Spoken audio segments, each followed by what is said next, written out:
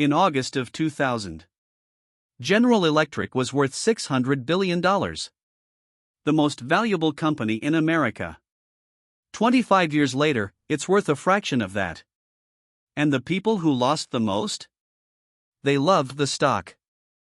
I've watched investors I respect hold losing positions for decades. Not because the numbers said to. Because they'd fallen in love. And that love cost them their retirement.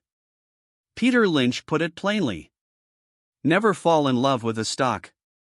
It doesn't love you back. Today I'll show you why even disciplined investors fall into this trap, the 4 warning signs you're in it, and a simple test to snap out of it. And the last one is something Warren Buffett actually does. It's probably not what you think. Here's something behavioral economists discovered decades ago. The moment you own something, your brain values it higher than identical things you don't own. It's called the endowment effect. Test subjects given a coffee mug refused to sell it for twice the price they'd pay to buy the same mug. Now scale that up. You bought Apple at $30. You watched it go to $200.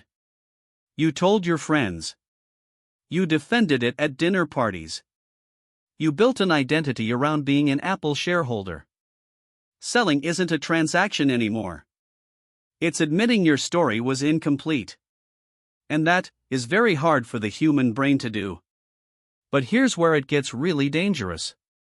That same bias works on losing positions too. For most of the 20th century, General Electric was America. Light bulbs. Jet engines. Appliances. A Dow Jones member since 1907. Jack Welch was on the cover of every business magazine. In August 2000, GE hit a market cap of $600 billion. The stock traded around $60 a share. Millions of Americans, engineers, retirees, employees held it in their 401ks and pension accounts. It felt safe. It felt permanent. Then came the slow collapse. GE Capital, the financial arm, imploded in 2008. The power division bled cash for years. By June 2018, GE was kicked out of the Dow Jones after more than a century of membership. And the holders? Many of them didn't sell. They couldn't. They'd inherited shares from their parents. They worked at GE for 30 years. They remembered when it was untouchable. One line captures it perfectly. The stock doesn't know you own it. So how do you know? Here are the 4 signs. 1. You ignore bad news. Every company has bad quarters. When you're objective, you read them carefully. When you're in love, you skim past the weak numbers and focus on the optimistic forecast at the end. 2. You defend the stock in conversations. Watch your own reactions. When someone criticizes your biggest holding, does your pulse quicken? Do you feel personally attacked? That's not analysis. That's attachment. 3. You refuse to reduce the position even as it grows too large. Maybe you bought Nvidia at $20. It's now a third of your portfolio. Every rule of diversification says trim. But you can't. Because trimming means admitting the next 100% gain might not happen. 4. You can't name what would make you sell. This is the biggest one. If you can't articulate the specific conditions that would change your mind, you're not investing. You're hoping. Even Buffett fell into this trap once. Going into 2020, he was a major airline investor. American. Delta. United. Southwest. Then in April, as COVID hit, he announced he'd sold all of it. He said, "I was wrong. The world had changed." Notice what he didn't do. He didn't cling. He didn't rationalize. He updated his view. That's the opposite of love. Here's the simplest tool I know for staying objective. It's one question. Ask yourself, if I didn't already own this stock, would I buy it today, at today's price?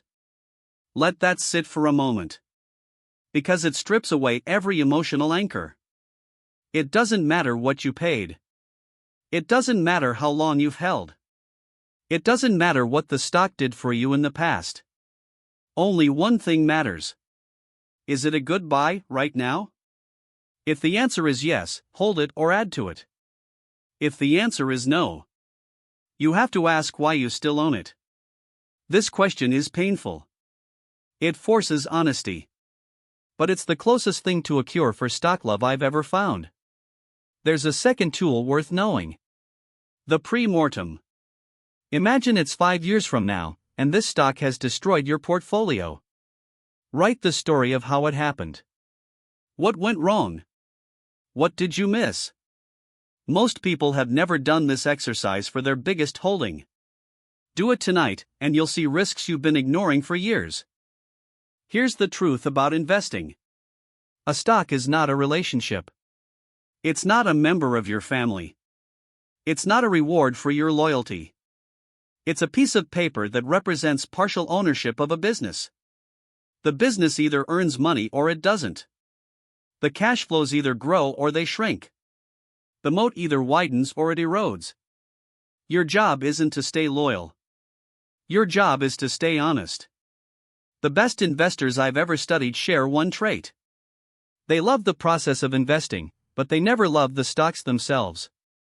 That detachment is what lets them sell when the story breaks. It's what lets them add when the story improves. And it's what compounds real wealth over decades. So here's my question for you.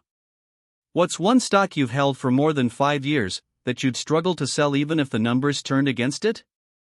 Be honest. Tell me in the comments, I read every one. If this changed how you think about your portfolio, hit subscribe. Tomorrow, we're breaking down one of the worst investor mistakes of the last decade and why the smartest money saw it coming years in advance. See you then.